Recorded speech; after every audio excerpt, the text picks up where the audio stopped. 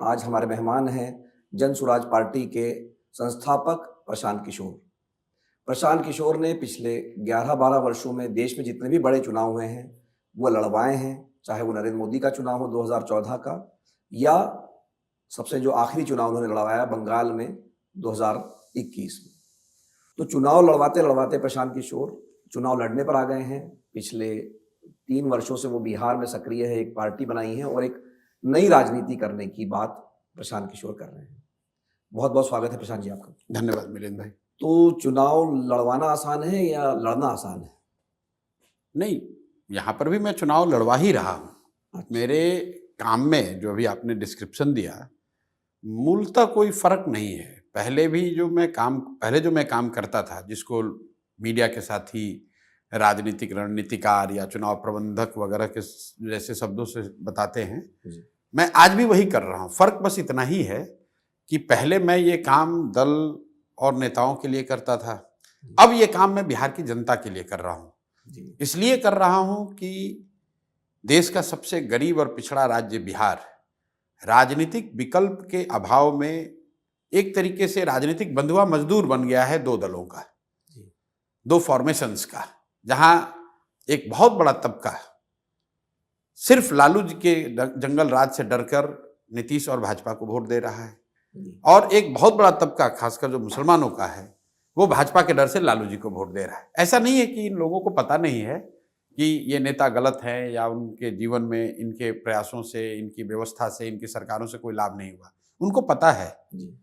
बावजूद इसके चूंकि उनके पास कोई विकल्प नहीं रहा है, तो लोग मजबूरी में चुनाव के समय उन्हीं में से एक को वोट देते हैं। अब आप ये कह सकते हैं कि भाई बिहार में विकल्प क्यों नहीं रहा है, तो बिहार डिफिकल्ट स्टेट है। और मैं तो कहता हूं भाषणों में भी अपने कि बिहार वो राज्य है जिसको ज्यादातर देश के ज्यादातर दल और नेताओं ने न सुधर पाने वाला राज्य मानकर छोड़ दिया है। तो अब जिस राज्य को ज्यादातर दलों ने, नेताओं ने ये मानकर छोड़ दिया है कि इसका कुछ नहीं हो सकता है, उसको सुधारने का जिम्मा बिहार के लोग ही उठा सकते हैं। तो मैं बिहार का बेटा होने के नाते मुझे ऐसा लगा कि अगर भगवान ने मुझे कुछ शक्ति, बुद्धि, साधन दिया है तो इस मिट्टी का कर्ज है, अगर मैं नहीं प्रयास करूंगा तो कौन प्रयास करेगा। इसी सोच के साथ आए हैं। यहाँ कोई मंत्री, विधायक, एमएलए, एमपी बनने नहीं आए, इस सोच के साथ आए। और 3 बरस से मैं बिहार में ही हूँ। आप लोग तो मीडिया में सक्रिय हैं, आप देख रहे हैं, मैं बिल्कुल बिहार के बाहर से एक तरह से गायब ही हो गया हूँ। 2 साल मैंने पैदल यात्रा की, यहाँ 5000 से ज्यादा गांव में गया और लोगों को जो चाहते हैं कि बदलाव होना चाहिए, विकल्प होना चाहिए, उनको इकट्ठा किया। और करीब करीब 1 करोड़ लोगों ने मिलकर, ये देश के इतिहास में शायद पहली ऐसी घटना है जहां 1 करोड़ लोगों ने मिलकर पिछले साल 2 अक्टूबर को पटना में दल बनाया जिसका नाम है जन सुराज। मैं उसका नेता नहीं हूं, आप मुझे उसका संस्थापक आपने बताया, संस्थापक कह सकते हैं। संस्थापक तो इसके बिहार के लोग हैं, क्योंकि ये किसी व्यक्ति का दल नहीं है। ये 4-5 लोगों ने मिलकर इस दल को नहीं बनाया, किसी परिवार, किसी जाति विशेष का दल नहीं है। ये बिहार के हर उस व्यक्ति का दल है जो बिहार में बदलाव चाहता है। और ये जो 30-35 साल से लालू के डर से भाजपा, भाजपा के डर से लालू को वोट देने की परिपाटी चली आ रही है, उससे निजात पा चाहता है, उन लोगों ने बनाया है। अब मेरी भूमिका है कि मैं उनको सलाह दूं, मदद करूं, उनका हाथ पकड़ूं। यही काम तो मैं पार्टियों के लिए भी कर रहा था। उनको बताता था कि अपने पार्टी के फॉर्मेशन को कैसे बेहतर करें, संगठन कैसे बनाएं, किन मुद्दों पर चुनाव लड़ा जाए, भाषण कैसे दिया जाए, क्या जो भी काम जिसको आप चुनाव प्रबंधन समझते हैं वही काम कर रहे हैं। अब मैं यहाँ जनता को सलाह दे रहा हूँ, जिन लोगों ने मिलकर जन सुराज बनाया है उसमें मैं भी एक हूँ। नहीं, पर मैं जो बात कर रहा था कि कन्हैया कुमार भी एक नए चेहरे हैं, आप प्रशांत किशोर कन्हैया कुमार नए चेहरे क्या हैं? कन्हैया यहाँ पर लोकसभा का चुनाव लड़े हैं 2019 में बेगूसराय से।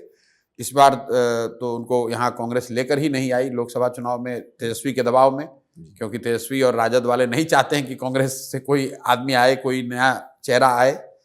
तो अभी अगर कांग्रेस वाले घूम रहे हैं तो अच्छी बात है। लेकिन ये देखिए क्या है, चुनाव के पहले राहुल गांधी अभी 3-4 बार आए यहाँ।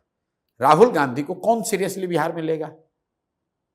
राहुल गांधी के चहेते रेवंत रेड्डी ने, जो अभी तेलंगाना के मुख्यमंत्री हैं, उन्होंने आधिकारिक तौर पर कहा, वीडियो देख लीजिए, कि बिहार के लोगों का डीएनए ही ये है कि ये मजदूरी करने के लिए पैदा हुए हैं। ये कांग्रेस के मुख्यमंत्री रेवंत रेड्डी का आधिकारिक बयान है। ये राहुल गांधी जो बिहार आ रहे हैं, जरा बताएं तो कि रेवंत रेड्डी के बात पर इन्होंने क्या एक्शन लिया, क्या कार्रवाई की। तो बिहार के लोगों का अगर डीएनए है मजदूरी करने के लिए, तो तुम वोट लेने काहे आ रहे हो भाई बिहार में? तुम आंध्रा से ही राजनीति कर लो, तेलंगाना से ही राजनीति कर लो, दोनों बात कैसे चलेगी? आप बिहारियों को कह रहे हैं कि हम लोग मजदूरी करने के लिए ही पैदा हुए हैं। आपका नेता कह रहा है, आपका मुख्यमंत्री कह रहा है, कोई प्रवक्ता नहीं कह रहा है, कोई छोटा मोटा नेता नहीं है। कांग्रेस का मुख्यमंत्री कह रहा है ये बात कि बिहार के लोग मजदूरी करने के लिए ही पैदा हुए हैं। उस दल का नेता आकर बात करेगा बिहार में? थोड़ा राष्ट्रीय राजनीति पे बात कर लेते हैं। वक्फ का कानून पास हुआ अभी, आप भी बाकी नेताओं की तरह टोपी पहन के घूम रहे, तो लोग कह रहे हैं कि आप भी तुष्टीकरण कर रहे हैं, जबकि ये जो बिल आया था तो ये भारतीय जनता पार्टी का या एनडीए का तर्क ये है कि ये हम एक रिफॉर्म कर रहे हैं, मुसलमानों के भलाई के लिए काम कर रहे हैं। आपने हमारे वक्तव्य को लगता है सुना नहीं है। जिस टोपी की आपने बात की है वो पिछले 1 महीने से रमजान के दौरान मैं बिहार घूम, मैंने कोई इफ्तार पार्टी यहाँ नहीं की है। मैं जहाँ पर भी कार्यक्रम करता हूँ उस गांव में अगर इफ्तार हो रहा है तो शाम में मैं इफ्तार में शामिल होता हूँ। ये पूरे महीने का मेरा रूटीन रहा है। तो आप ये नहीं देखेंगे कि जनसुराज ने अपने ऑफिस कार्यालय या प्रशांत किशोर ने अपने घर में इफ्तार आयोजित किया। गांव में जहां पर हम जाते हैं वहां पर इफ्तार हो रहा है तो उसमें शामिल होते हैं। अब आइए वक्फ पर, वक्फ का विरोध कर रहे हैं, क्यों कर रहे हैं? हम कानून के मेरिट और डिमेरिट पर चर्चा ही नहीं कर रहे हैं। वो मुद्दा मेरा नहीं है, वो मुद्दा सरकार और मुस्लिम साथियों के बीच का है। मेरा मुद्दा ये है कि जब इस देश को बनाने वालों ने, फाउंडिंग फादर्स ने जो बेसिक आइडियल्स के आधार पर इस देश की स्थापना की, संविधान बनाया, समाज के हर वर्ग को जो एश्योरेंस दिए गए, अगर उन आधारभूत बातों में आप कोई फंडामेंटल चेंज कर रहे हैं तो ये जरूरी है कि आप या उस समय की सरकार उन वर्गों को कॉन्फिडेंस मिले जिनके साथ, जिनके बारे में ये कानून है या जो जिनको ये कानून इफेक्ट करे। ये बात सीए एनआरसी के लिए लागू होती है, ये बात किसानों पर जो कानून बनाए गए उस पर लागू होती है, ये बात भूमि अधिग्रहण को लेकर लागू होती है और ये बात वक्फ पर भी लागू होती है। मैं कानून की मेरिट पर बात ही नहीं कर रहा हूं। उस पर बहस हो सकती है कि भारतीय जनता पार्टी का क्या उस पर एजेंडा है सरकार का और मुस्लिम साथी क्या कह रहे हैं, लेकिन किसानों में तो हिंदू मुस्लिम की बात नहीं थी। किसानों के लिए तो आपने कानून बनाया। आप आमूल चूल कुछ परिवर्तन अगर कर रहे हैं कृषि कानूनों में और किसानों को ही वो स्वीकार्य नहीं था तो सरकार को कानून वापस लेना पड़ा। जब आप ऐसे मुद्दे लेकर आते हैं कि क्या देश सेकुलर रहेगा कि नहीं रहेगा, तो ये ऐसे मुद्दे नहीं जो सिर्फ पार्लियामेंट में वोट से आप सल्टा देंगे। कहीं ना कहीं समाज को आपको कॉन्फिडेंस में लेना है और कहीं ना कहीं आज की पीढ़ी को, हमें आपको ये देखना है कि जो बातें, जो वादे हम लोग के कंट्री के फोर फादर्स ने पहले करे हैं समाज के साथ, क्या हम उस वादा खिलाफी करेंगे? और अगर करेंगे तो क्या उन वर्गों से हम बात नहीं करेंगे जिन जो इससे अफेक्टेड फील कर रहे हैं या थ्रेटेंड फील कर रहे हैं? तो मैं वक्त पे जो बात कह रहा हूं बिल्कुल उलट बात कह रहा हूं। भारतीय जनता पार्टी का ये थोड़ी ना मंशा है कि वक्फ का रिफॉर्म हो जाए। भाई उन्हें तो हिंदू मुस्लिम का मुद्दा गर्म रखना है। आप देख लीजिए 14 से जब से वो आए हैं, हर साल 2 साल में कोई ना कोई एक ऐसा मुद्दा लेकर आते हैं जिससे समाज में हिंदू मुस्लिम का पोलराइजेशन होता रहे। चाहे वो सीए एनआरसी का मामला हो, चाहे ट्रिपल तलाक का मामला हो, चाहे अभी ये कॉमन सिविल कोड जो कई कुछ राज्यों में ट्राई कर रहे हैं, या 370 हो, या अभी की जो बात है। आप बताइए, सीए एनआरसी पर इतनी चर्चा हुई, इतना हंगामा हुआ, लोगों को कहा गया कि मुस्लिम घुसपैठियों को देश में कैसे रहने दिया जाएगा। आज सरकार ये बता दे कितने मुस्लिम घुसपैठियों को सीए एनआरसी कानून के तहत देश से बाहर निकाला गया। या मुसलमानों की बात छोड़िए, सीए एनआरसी के तहत कितने हिंदू शरणार्थियों को आपने नागरिकता दी, यही बता दो भाई। ऐसा बताया जा रहा था कि सीए एनआरसी नहीं लागू होगा तो हिंदू खतरे में है, अफगानिस्तान में, पाकिस्तान में, बांग्लादेश में, उनके लिए यह कानून बनाया जा रहा है। ठीक है, बनाया आपने, अब तो बना हुआ है कानून। बता दो भाई कितने हिंदू साथियों को, भाइयों को बांग्लादेश से, अफगानिस्तान से बुलाकर भारत सरकार ने नागरिकता दी है, और कितने मुस्लिम घुसपैठियों को इस कानून के तहत भारत से निकाला गया, ये बता दो भाई। होम मिनिस्टर अमित शाह है, वो बता दे। भाई इनको कानून से कोई लेना देना नहीं है, कानून इसलिए बनाते हैं कि समाज में लड़ाई झगड़ा होता रहे, उसका विरोध कर रहे हैं। तो ऐसा लगा था कि 2024 के चुनाव के बाद जब भारतीय जनता पार्टी को अपने दम पर बहुमत नहीं मिला था, ये जो पोलराइजेशन की पॉलिटिक्स है शायद ये थोड़ी थम जाएगी, लेकिन आपको क्या लग रहा है कि वापस? नहीं, देखिए कैरेक्टर कैसे बदल सकता है? जैसे हमने आपको राजद के बारे में बताया, राजद के पार्टी का कैरेक्टर है बदमाशी, गुंडागर्दी, रंगदारी, अपहरण, लूट, ये सब वो करते ही हैं। तो कोई भी रहे, किसी दौर में आएंगे तो वो करेंगे ही करेंगे, थोड़ा कम या ज्यादा। उसी तरह भाजपा ही जब सत्ता में रहेंगे तो उनके विचारधारा का, उनके कैरेक्टर का ये हिस्सा है, इसको करेंगे ही करेंगे। जब लोकसभा में उनको कुछ कम सीटें आई, उसके बाद वक्फ का कानून उन्होंने स्टैंडिंग कमेटी में डाल दी। जैसे ही 2-3 राज्यों में सफलता मिली, फिर लाकर उसको जबरदस्ती लागू कर रहे हैं। जब ये स्टैंडिंग कमेटी में ये लॉ जाता ही नहीं, अगर भाजपा को लोकसभा में झटका नहीं लगा होता तो ये स्टैंडिंग कमेटी में भेजते भी नहीं, लागू ही कर देते। वैसे ही तो कानून बनाते हैं ये लोग, चर्चा करने की जरूरत ही नहीं है। किसानों पर कानून बना दिया, किसानों से बात ही नहीं की। वो तो जब किसानों ने आंदोलन किया तब डर के मारे वापस लिया, चुनाव हारने के डर से। जब यूपी का चुनाव आया तो उसके डर से वापस लिया। अभी जो ये कर रहे हैं, ये तो चूंकि इनको 2-3 राज्यों में सफलता मिल गई है तो फिर इनका मनोबल बढ़ा हुआ है। लेकिन देखिए, लोकसभा में नीतीश कुमार जैसे नेता, अगर इन लोगों ने वोट नहीं किया होता तो कानून नहीं बनता। तो कहीं ना कहीं मुस्लिम समाज को भी ये देखने, जानने, समझने की जरूरत है कि जिस नीतीश कुमार को तुम भरोसा करते हो, कहते हो कि नहीं चलिए भाजपा के साथ है, लेकिन ये सेकुलर है। देखिए सीए एनआरसी पर इस आदमी ने आपके पीठ में छुरा घोपा, आज फिर वक्फ पे जो आपके पीठ में छुरा मारा। लालू जी को देखिए, लालू जी का चरित्र सबसे तो देखने को मिला। पार्लियामेंट में बोल रहे वक्त कानून के पक्ष की भी, कड़ा कानून लाओ, ये सब जमीन लूट लिया है, और यहां पर मुसलमानों के सामने बैठ के ढोंग रचते हैं, उनका रहनुमा होने का दावा करते हैं। तो मैं तो अपने मुस्लिम साथियों को हमेशा कहता हूं कि भाई आपके दीन में ये बताया गया है कि जिस कौम को अपने रहनुमाओं की समझ नहीं होगी उसके ऊपर जालिम हुक्मरानों को मुसल्लत किया जाएगा। ये बात हम थोड़ी ना कह रहे हैं, ये तो पैगंबर साहब की बात कही हुई है, आपके दीन में ये बात कही गई है। अगर आप लालू, नीतीश जैसे लोगों को अपना रहनुमा बनाओगे तो यही आपका होगा। ना आपको ये भागीदारी देंगे, ना आपको विकास देंगे, न जब आप पर संकट आएगी तो ये आपके लिए खड़े होंगे। नहीं तो आपने जो पिछले इंटरव्यूज में ये बात कही थी कि जो नरेंद्र मोदी का तीसरा टर्म है उसमें उनकी मुश्किलें बढ़ती जाएंगी या उनकी लोकप्रियता कम होती जाएगी, तो ये हो रही है।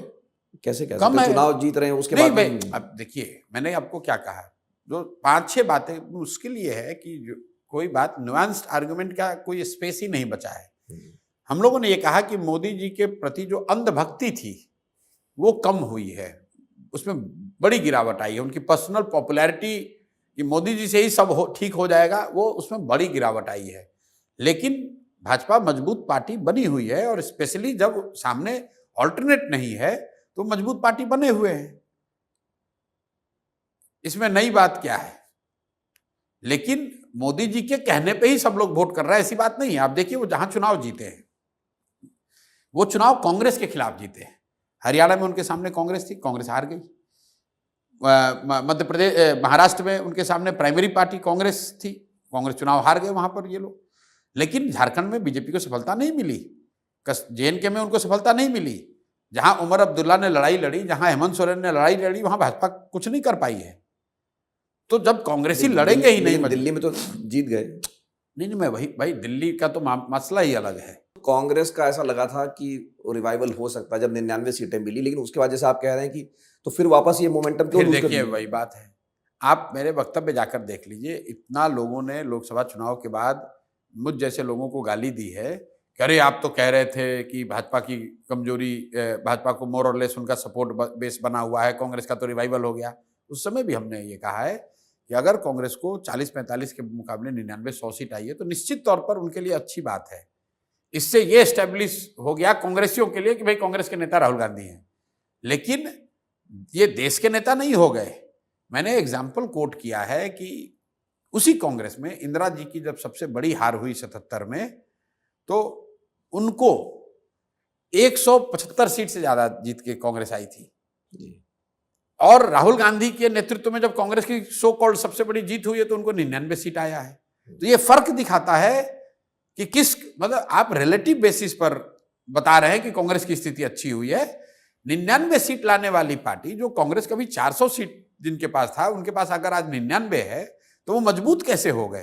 तो देश में दो और विचारों पर, दो और मुद्दों पर बड़ी बहस चल रही है। एक तो है डिलिमिटेशन का, जो कि साउथ की तरफ से कहा जा रहा है कि भाई हमारी सीटें घट जाएंगी और मतलब यूपी बिहार की सीटें बढ़ जाएंगी। तो इस पर आपका क्या विचार है? बिल्कुल, देखिए, एक तो ये साउथ में जो लोग कह रहे हैं वो पॉलिटिक्स करना चाह रहे हैं।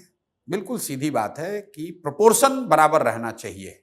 ये बात तो ठीक है कि जिन राज्यों ने पॉपुलेशन कंट्रोल पर बेहतर काम किया है उनको आप पेनलाइज नहीं कर सकते हैं, तो आप प्रोपोर्शन सेम रखिए। और जहां तक मैं समझता हूं, मेरी जो समझ है, देश में कोई भी किसी के अभिशासन हो वो प्रोपोर्शन को चेंज नहीं कर सकेगा।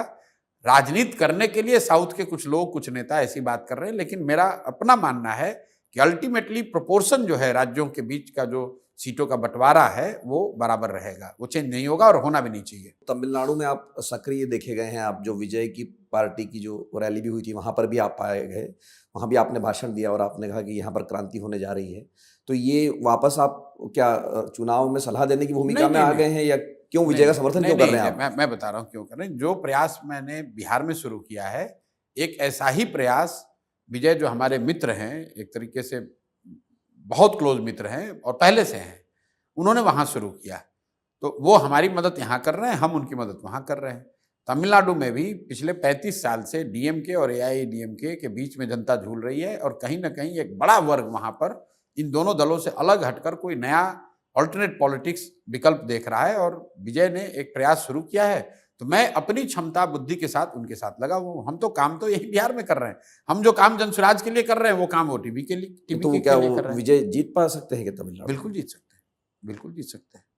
तो ये बार बार एक बात कही जा रही है कि प्रशांत किशोर जो है अभी भी अपना जो आईपैक जैसा काम है उनका जारी है। कभी वो चंद्रबाबू के साथ हो जाते हैं, कभी नहीं, कहीं नहीं, मैं कहीं विजय नहीं के हूँ। साथ में है। कहाँ पे है आप? 3 साल में आप तो एक्टिव पत्रकार हैं। जी। आप मुझे दिखा दीजिए कि मैं किसी के साथ कहीं पर कोई काम करता हुआ दिखा हूं। तो अब सवाल यह है कि मैं राजनीति में हूं, तो स्वाभाविक तौर पे राजनीतिक नेताओं से ही तो मिलूंगा, पत्रकारों से ही मिलूंगा, सामाजिक राजनीतिक क्षेत्र से जुड़े हुए लोगों से ही मिलूंगा।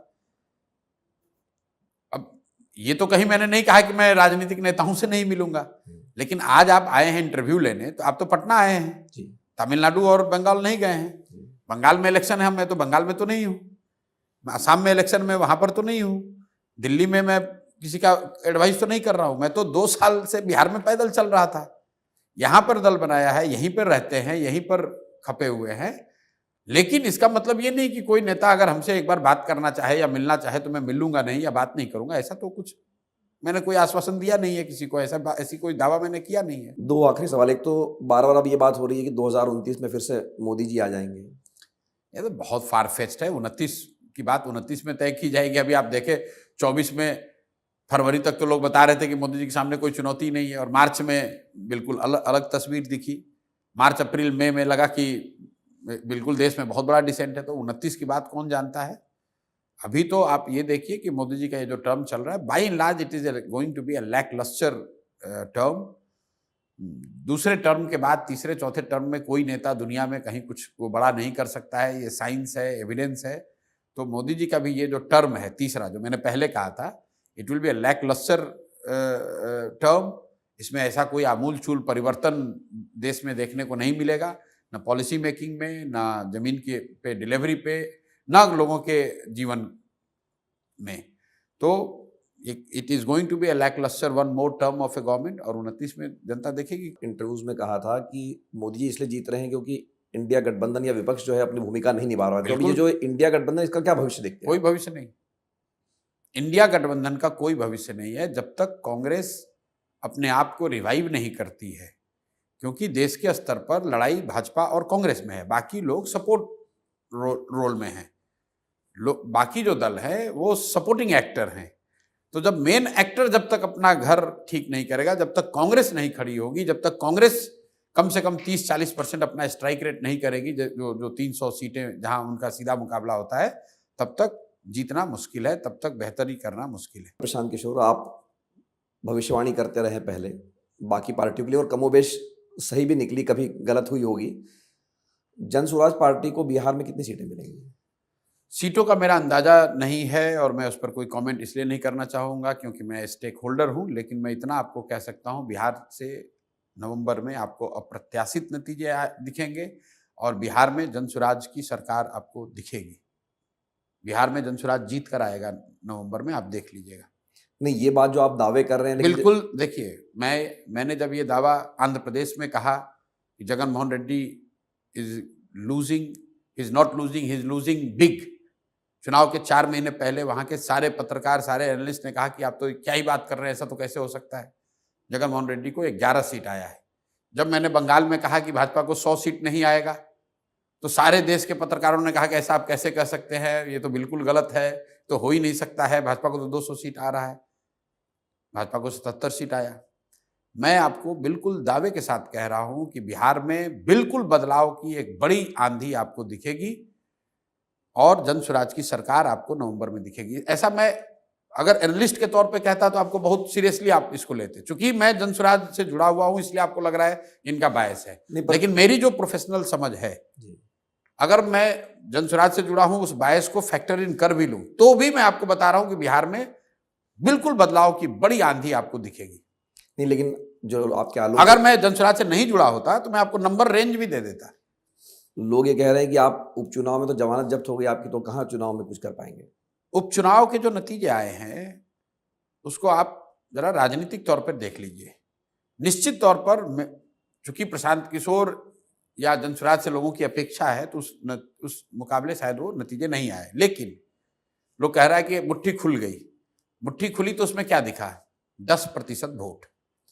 बिहार में बीजेपी को, जो इतना बड़ा देश का दल है, उसको 19.6% वोट है। कांग्रेस को यहां पर अब पिछले चुनाव में 9% वोट आया है। जदयू को 15-16% वोट आया है। जनसुराज 2 अक्टूबर को दल बना। उपचुनाव में जहां पर इनकम्बेंट को हमेशा फायदा होता है, उन सीटों पर जहां पर एमएलए जीतकर एमपी बन गए हैं, मतलब उनका वो गढ़ है, उन सीटों पर जनसुराज 10% वोट लेके आया है। सिर्फ 10 दिन का हमारे पास पार्टी का सिंबल था, सिंबल नहीं होने की वजह से, क्योंकि लोगों तक सिंबल को पहुंचाना एक बहुत बड़ी चुनौती रही। वही चुनाव जब दिसंबर में हुए एमएलसी का, आप लोग उस उपचुनाव की बात नहीं कर रहे हैं। 4 एमएलए का उपचुनाव हुआ और फिर एक एमएलसी का भी उपचुनाव हुआ, जिसमें जनसुराज को 22% वोट आया, राजद तीसरे नंबर पर, इंडिया अलायंस तीसरे नंबर पर और एनडीए चौथे नंबर पर है। देवेश ठाकुर की जो सीट है, जो एमपी बन गए हैं एमएलसी चुनाव में, वहां एनडीए चौथे नंबर पर है, राजद तीसरे नंबर पर है, जनसुराज 22% वोट लेकर सेकेंड नंबर पर है, क्योंकि उसमें सिंबल नहीं था। उपचुनाव में सिंबल लेट मिलना, मतलब सिर्फ 10 दिन ही हमारे पास समय था। 2 अक्टूबर को पार्टी बनी है और 10% वोट लेकर हम आए हैं, और आप कह रहे हैं कि ये जमानत जब्त हो गई है। 10% वोट लेकर अगर कोई यहाँ बिहार में आ जाए, बिहार जैसे राज्य में, तो वो बहुत बड़ी राजनीतिक ताकत है। आप इतना बात तो आप समझ रहे हैं जी। 10% वोट अगर आपके पास है, मैं मान लूं, अगर नवंबर की स्थिति मान लूं, 2 अक्टूबर को बना हुआ दल नवंबर में चुनाव लड़ता है, उपचुनाव लड़ रहा है, जहां ज्यादातर लोगों ने पहले मन बना लिया है, वहां 10% वोट लेकर आना, उसको अगर आप छोटी उपलब्धि मानते हैं। भाजपा यहाँ 40 साल से संघर्ष कर रही है, उसको 19% वोट है। जदयू यहाँ की रूलिंग पार्टी है, उसको 16% वोट है, और आप कह रहे हैं कि 10 दिन में 10% वोट को अगर आप नहीं देख रहे हैं, लोगों ने तो कहा था इनको 1% वोट नहीं मिलेगा। तो आपको देखिए, आंकड़ों की एक खूबी है, उसको आप जिस तरह से चाहे उसको एनालाइज कर सकते हैं। आप वो दिखा रहे हैं कि इनको क्या नहीं मिला, आप ये भी देख सकते हैं कि इनको जो मिला है, ये बड़े बड़े सुरमाओं को 10% वोट बिहार में बरसों लग गए हैं, नहीं मिला है।